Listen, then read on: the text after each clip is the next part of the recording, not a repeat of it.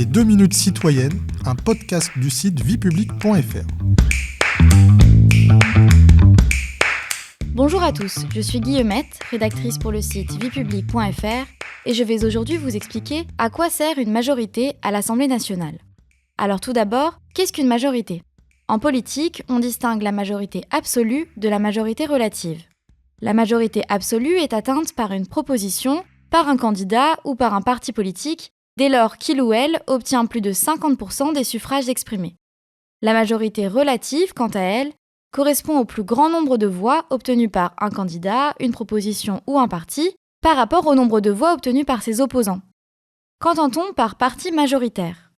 Un parti politique atteint la majorité absolue à l'Assemblée nationale et devient ainsi parti majoritaire lorsqu'il parvient à occuper plus de la moitié des 577 sièges, soit 289 sièges au minimum.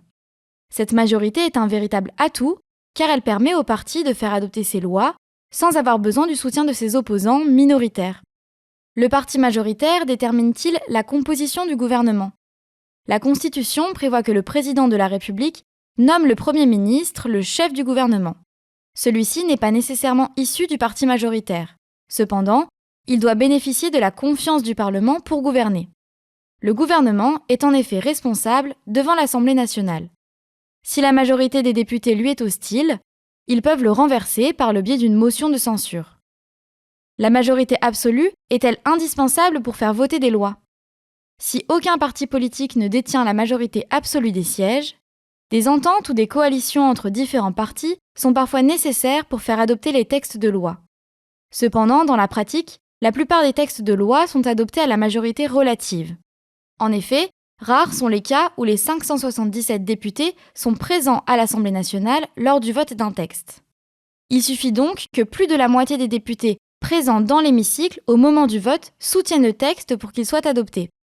Enfin, dans quel cas parle-t-on de majorité qualifiée ? La majorité qualifiée est un seuil minimum de voix fixé pour certains votes.